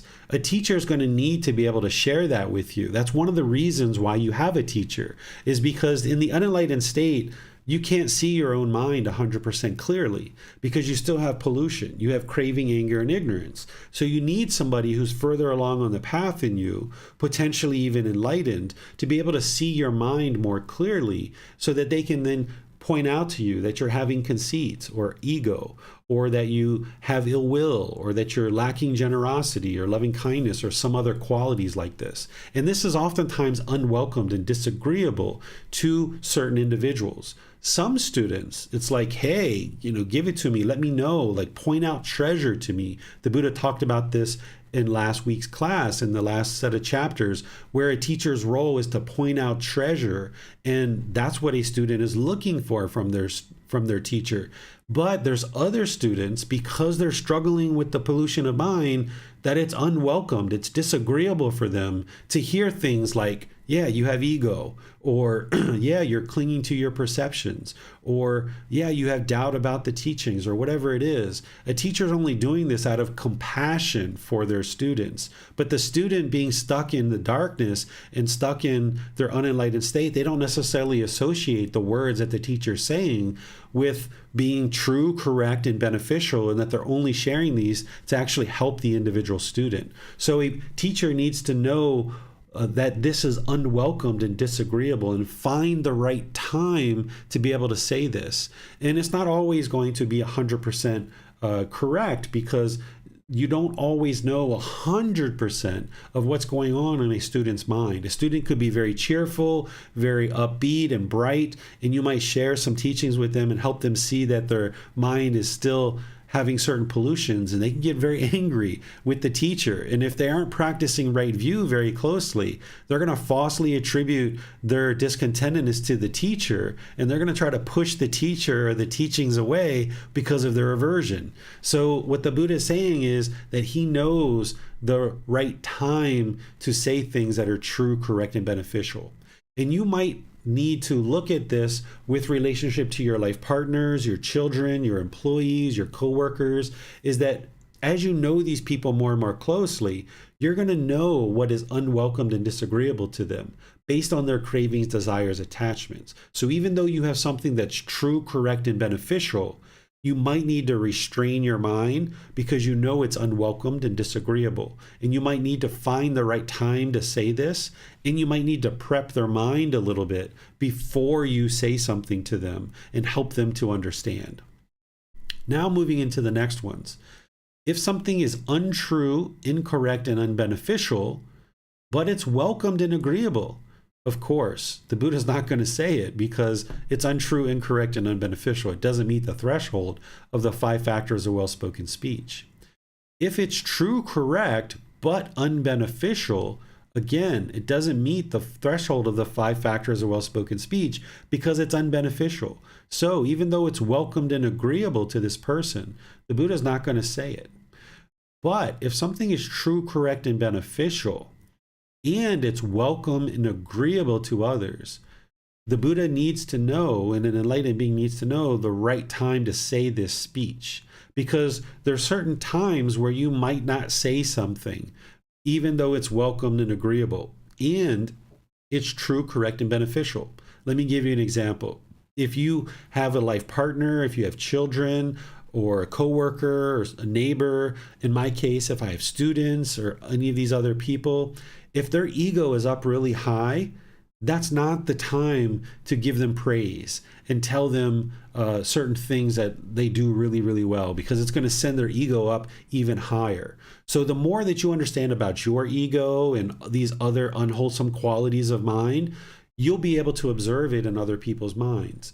Not that you're judging them, not that you're looking down on them, not that you think they're a bad person, but you'll observe other people's egos, and you'll observe other people's ill will and their cravings and things like this, because you know what that stuff is for yourself. So you'll see that other people are having these as well. So when you see and know that you need to say something to somebody, or you would like to say something, even though you know it's welcome and agreeable, you're about to praise this person, it might not be the right time to do that. Even though it's true, correct, and beneficial, it may not be the right time because it might send their ego up even higher. And now it's going to be problematic in this relationship that you have. So knowing the right time to say things, even when they're welcome and agreeable, is very important for you to work on. And this is a deeper level teaching than even the 5 factors of well-spoken speech. So what you do here is you practice in layers. You first bring your speech up to right speech in the Eightfold Path, where you're not lying, you're not slandering, you're not having harsh speech, and you're not having frivolous speech. Okay, if you got those down, now move into the 5 factors of well-spoken speech. Work on those, that you speak at the right time, what you say is true, it's gentle, it's beneficial, it's with a mind of loving kindness. Then when you're getting that more and more close, you see your personal and professional relationships are starting to blossom.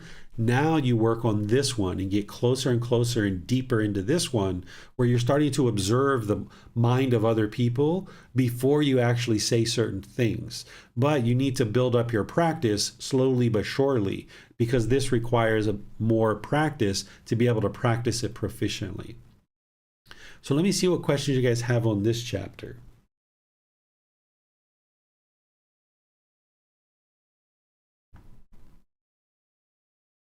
Let's see. Looks like Amina is asking a question here. She's asking, is this chapter a way of going beyond right speech in the guidance we should try to follow? Yes, that's what we were just talking about. So she probably wrote that before I mentioned what I just mentioned. Yep, she just wrote another one that, yeah, I just mentioned that. Okay, so I don't see any other questions on this chapter, so we'll move on to the next chapter, which is chapter 18. Who would like to read this chapter?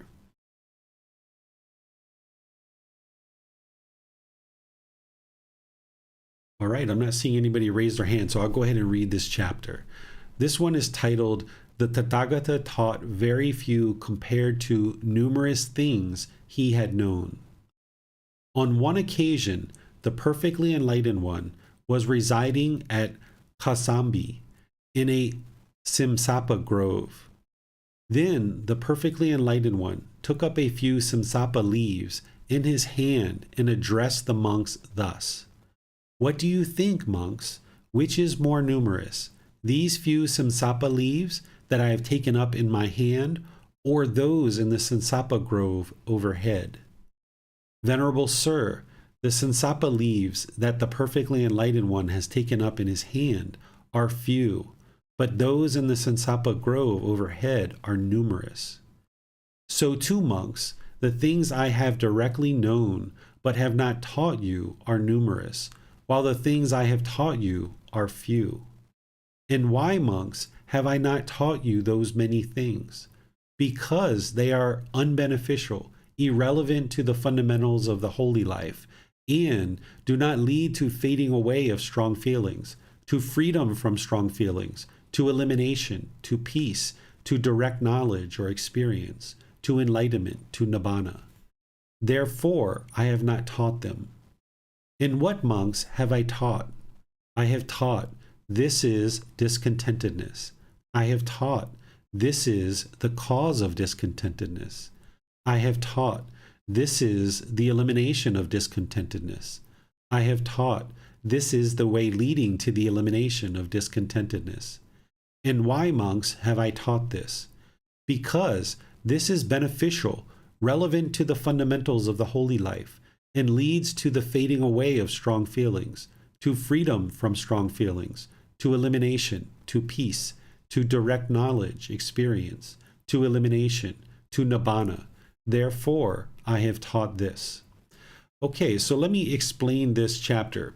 The Buddha's walking through this forest with a collection of ordained practitioners, and he reaches down and he picks up some leaves in his hand, and he says, "What is more numerous, the leaves in my hand or all those in the trees above head?"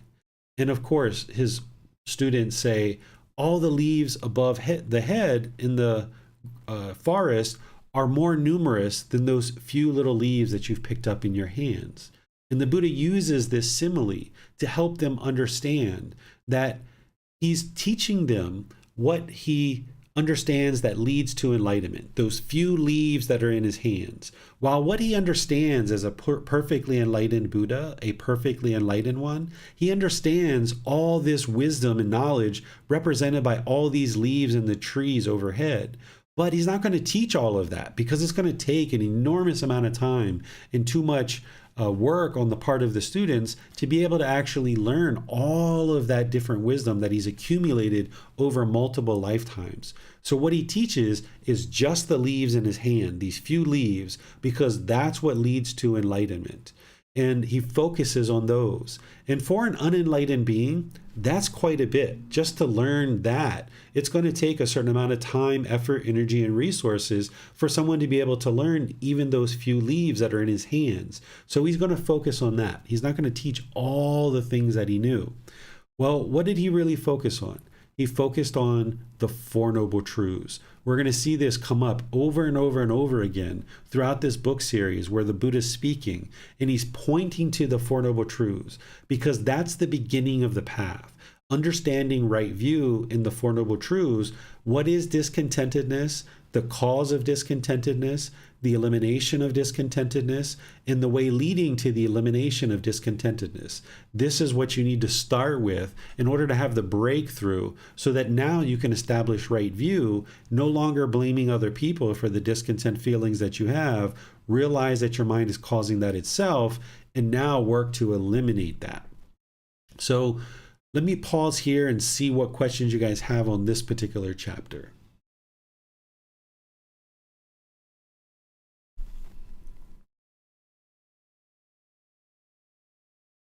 All right, I'm not seeing any questions on this chapter, so we'll move to chapter 19.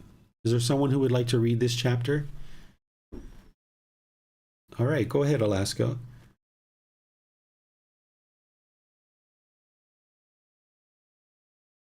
Chapter 19. Simile of a man who were wounded by an arrow thickly smeared with poison.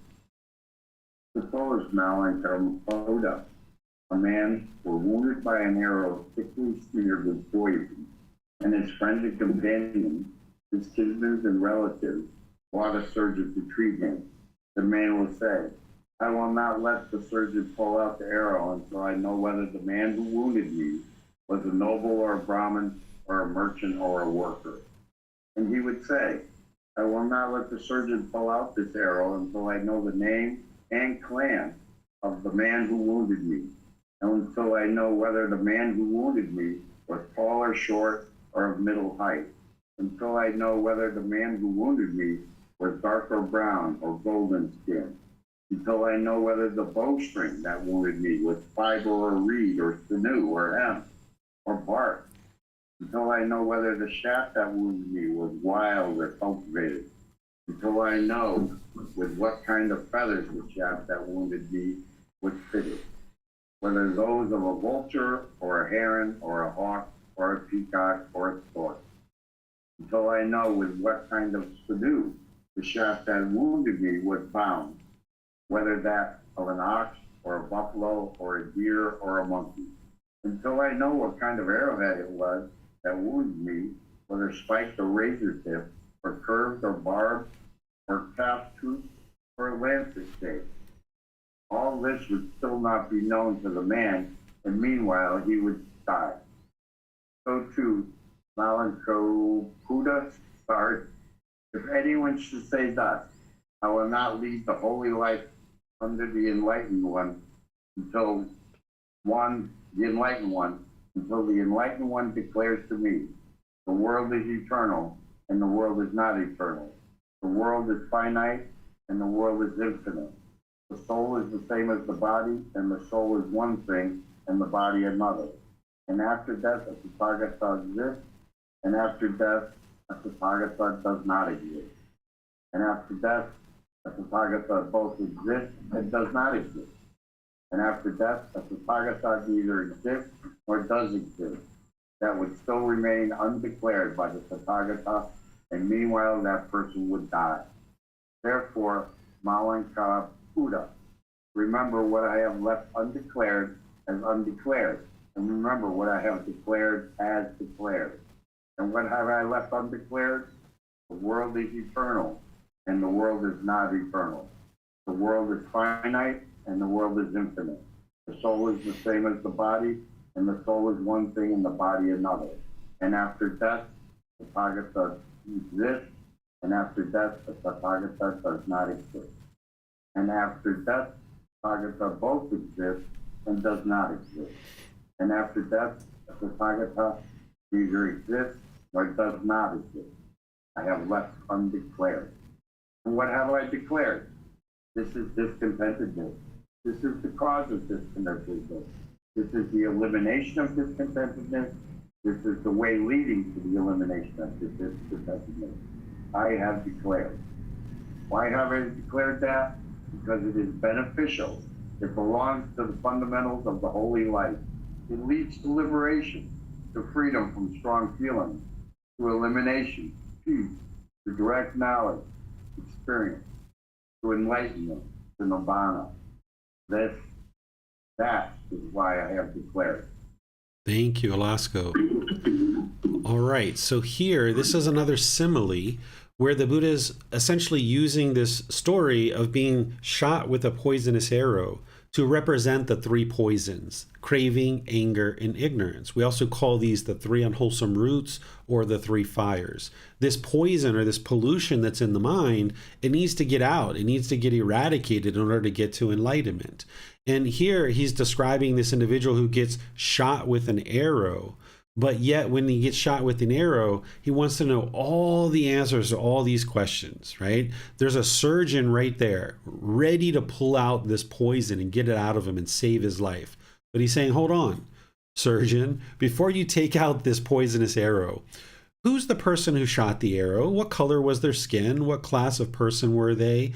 You know, what was their bow made out of? What was the feathers on the arrow? What was the shaft of the arrow? And what was the this and what was that? Asking all these different questions that are irrelevant to actually getting the poison out of the actual body to be able to save this person's life. So the Buddha is using this as an analogy because this person would die if all those questions needed to be answered before the poison came out. And it's the same thing that sometimes before a student would be interested to maybe embark on this journey on the path to enlightenment, they want to know all the answers to all these questions before they actually choose to start practicing the teachings. They want to know this, they want to know that, they want to know this, they want to know that. But the thing is that this path to enlightenment is so comprehensive and so vast, you wouldn't be able to stand at the starting point, ask all these questions, get all these answers before you choose to embark on your journey. You would need to be walking the path to enlightenment, and then as you're making your way, you're getting answers to your questions as you go, because it's a life practice. If you stood at the beginning and asked all these questions before you ever chose to meditate, or before you ever chose to start practicing right speech or some of these other teachings, then surely you will die before these three poisons come out of the mind. You're not going to get to enlightenment that way. So the Buddha gives these 10 aspects of his teachings that are undeclared. And he's saying that I haven't declared these teachings.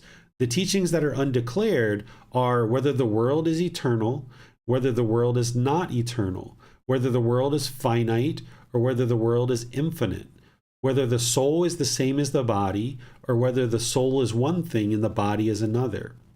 After death, the Tathagata exists. After death, the Tathagata does not exist. After death, the Tathagata both exists and does not exist. And after death, the Tathagata neither exists nor does not exist. All of these are undeclared teachings. So in situations where you hear people talking about these things and they say, oh, the Buddha taught this or the Buddha taught that, then you can see here in his own words that he didn't teach this.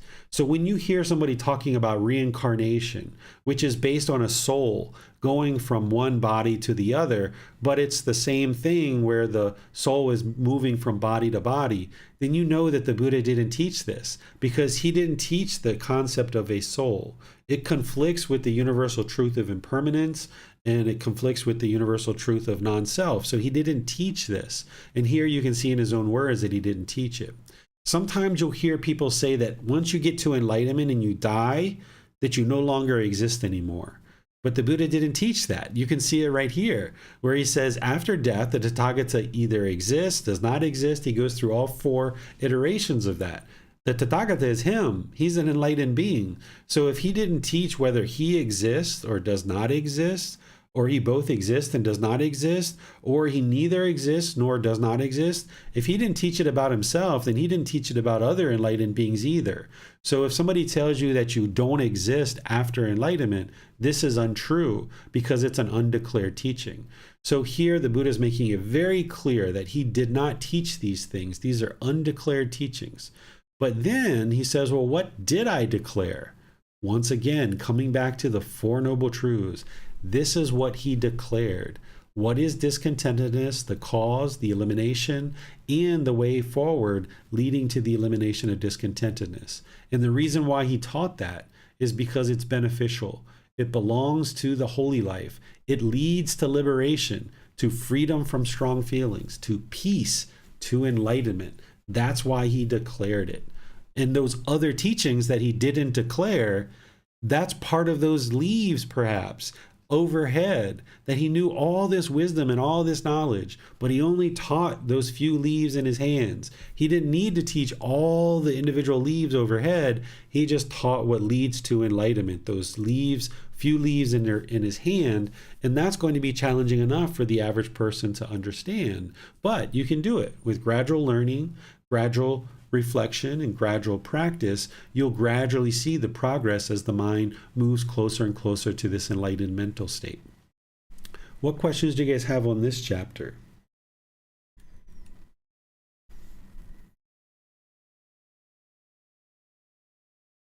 Okay, I'm not seeing any questions on this chapter, so let's move on to the very last chapter, which is chapter 20.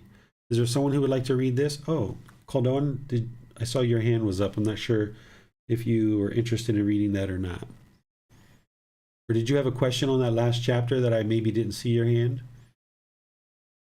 I was having a question, but it was about not this chapter, the chapter previous. Okay, let's go back to that one. I'll help you. What was your question?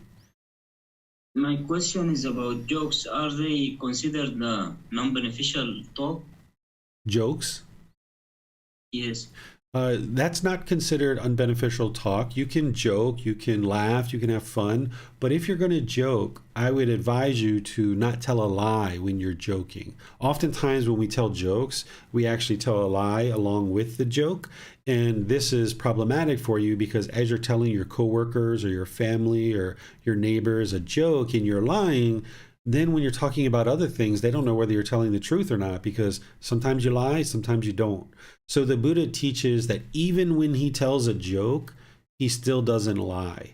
And it's actually more challenging to tell a joke without lying. So this can bring your practice up more and more. So that's what I would advise you, that yes, joke, have fun, enjoy life as part of your path to enlightenment.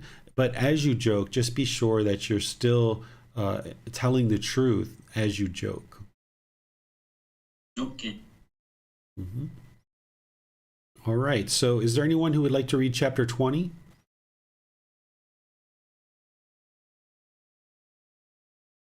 Okay, I'm not seeing anybody who would like to read that, so I'll go ahead and read it. The chapter title is Instruction usually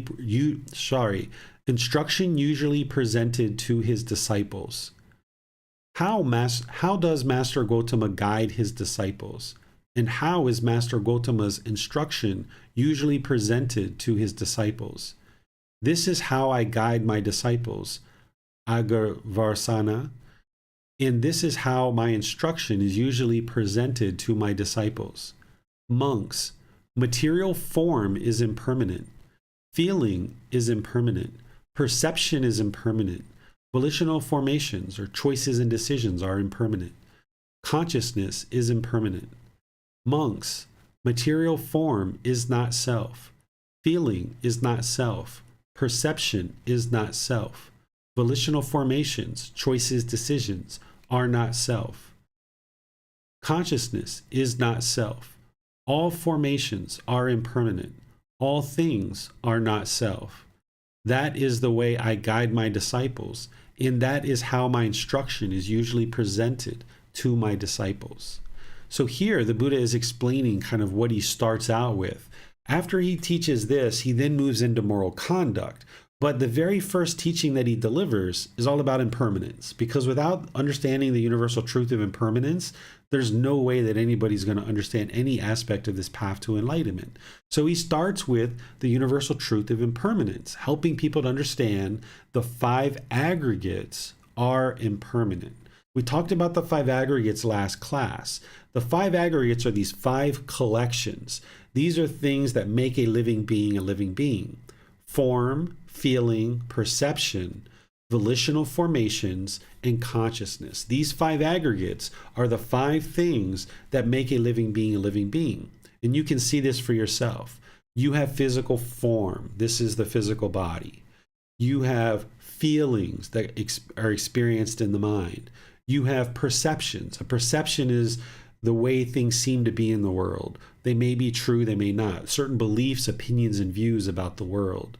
You have volitional formations or choices and decisions that you make. And you have a consciousness or a mind. But what the Buddha is saying here is these are all impermanent, because the more you understand that these things are impermanent, the less likely you are to cling to them and hold on to them. So deeply understanding that form, feeling, perception, volitional formations, and consciousness are impermanent. They are not permanent. These things are always arising, changing, and then fading away. Next, the Buddha talks about non-self. He says these 5 aggregates are not the self. So this physical form, this physical body is not the self. The feelings that you experience, like discontentedness, pleasant feelings, painful feelings, neither painful nor pleasant, are not the self. Perceptions, the way you view the world and the opinions that you have of the world, are not the self. Your volitional formations or choices and decisions, that's not the self. That's not who you are. And the consciousness or the mind is not the self. This is not who you are. All formations are impermanent. All things are not self. And this helps you to realize non-self and helps you to get to understanding the elimination of personal existence view, which is the very first fetter. And this needs to be eliminated in order to get to the first stage of enlightenment. Whereas if you think that this body is you, this physical form is you, when you get a wrinkle or you get a gray hair, you might be discontent, right? Or if somebody says something agreeable to you about your physical body, you might get pleasant feelings. Or if they say something disagreeable, you might get painful feelings. And then as you have those feelings, like say you get angry or frustrated, you might think, I am angry or I am frustrated. Well, I am not angry. I am not frustrated. You need to get to the point where you realize the mind is experiencing anger or the mind is experiencing irritation or annoyance. But I am not angry because there's no I here. So separate the feelings from the person. The feelings and the person are 2 different things.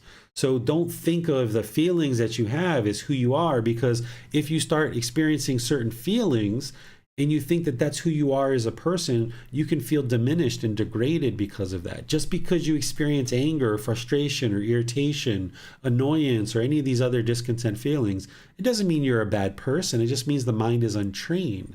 So separating and seeing that the feelings are very different than the person. And the same thing with perceptions, the way that you view things, your opinions and beliefs about things, the things that you look at the world as in terms of your view, understanding that this isn't who you are. And then the formations of volitional formations, the choices and decisions, understanding this is not you either, because certain choices and decisions that you made in the past that were unwise and led to unwholesome results, if you hold on to that thinking that that's who you are, you might think a very negative way about yourself. And now you might feel degraded or diminished and experiencing discontentedness because you're clinging to these choices and decisions, thinking that that's who you are as a person. But you can separate this and you can see that your choices and decisions are something different than the person. And it might help you to look at other people this way as well. It can help you arise loving kindness and compassion for others, where somebody might murder another person and you get angry at them. Well, you can disagree with their choices and decisions, that their choices and decisions were unwise. And you can think to your mind, I wouldn't have murdered that person. I disagree with their choices and decisions, right? So this person's choices and decisions were unwise and you disagree with them. But that person, you can still have loving kindness and compassion for them, this genuine interest in seeing them be well, this active goodwill, this concern for their misfortune. You can have that for the person when you understand that a certain person's choices and decisions aren't who they are as a person. They're just making certain choices and decisions. So you can separate this for yourself and for other people. And this can help you to arise loving kindness and compassion for people when you disagree with their choices and decisions, because you're not going to agree with everybody's choices and decisions. So if somebody's slandering you or gossiping about you or degrading you and talking to others about you in negative ways, you can disagree with their choices and decisions, and you can know that, hey, you wouldn't do that because you know that that's unwise. But you can still have loving kindness and compassion for this being because their choices and decisions are something separate from the person themselves. And the same thing for you. It's not who you are as a person. And then the consciousness or the mind, this self-identity that the mind oftentimes holds on to, like I am American, or I am a police officer, or I am a Buddhist teacher. I am not American. This body was born in America, but I am not American. This body was born there, but I don't identify with I am an American. Because if I did, then when I heard agreeable speech about Americans, there'd be pleasant feelings. But then when you hear something degrading and diminishing about Americans, well, if I am an American, then when I hear this speech about Americans, then because I am that, and now I hear this degrading and diminishing speech, now you're going to feel painful feelings. But if you disassociate with I am an American, or I am Pakistani, or I am Indian, or I am Arabic, or I am Thai, or any of these other I am a police officer, I am a lawyer, I am a Buddhist teacher. I don't even think like that. I don't even think that I am a Buddhist teacher. I'm providing the role and I'm providing the function of sharing the teachings of the Buddha. But I am not a Buddhist teacher. The mind doesn't identify that way. Because once again, if you hear agreeable things, you're going to have pleasant feelings. If you hear disagreeable things about Buddhist teachers, and I am a Buddhist teacher, now you're going to have painful feelings. But you can liberate your mind from all of that by letting go of those things and realizing that you're performing certain activities, that you have certain roles in society, but that's not who you are as a person. You don't identify with being that individual, that person. You're just choosing to perform certain roles. And then you know that those things are impermanent, that you're not always going to be in those particular roles. So this is how you can train the mind, because the Buddha is already explaining that that's where he starts with his teachings, to help people understand this. And if you understand impermanence, that form, feelings, perceptions, volitional formations, and consciousness are impermanent, and they are not the self, now you can work to eliminate the clinging to these aggregates, because this is just causing discontentedness as long as you cling to these things. Let me see what questions you guys have on this chapter.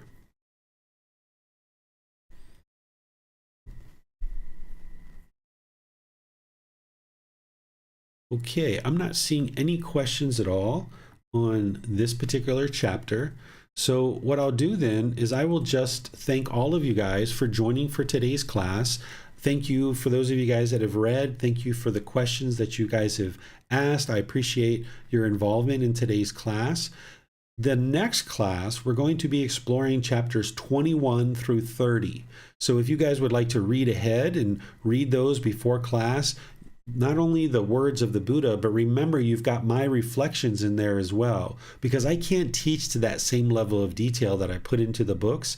It's not possible. We don't have the amount of time unless we had multiple hours beyond what we have allocated for this class. So by you reading those reflections first, then when you come to class, you can ask questions on them, because I've taken my time to put in detail the things to be thinking about related to each one of these chapters based on the words of the Buddha. So if you read the words of the Buddha and you read my words, then you might have certain questions, and you'll get much more out of the program by doing the reading prior. And what I suggest is that you read maybe 10, 15, 20 minutes a day. And if you do this little by little, it's like taking little bites. So maybe you read 1 or 2 chapters a day, and that's really all you need. Even though you might have a craving to read more, restrain the mind and pull it back. Just do 1 or 2 chapters. Take a small little bite, think about that for a day or so, and now read 1 or 2 chapters more. And this is how you gradually trickle the teachings into the mind, and now you've got time to really fully digest the teachings.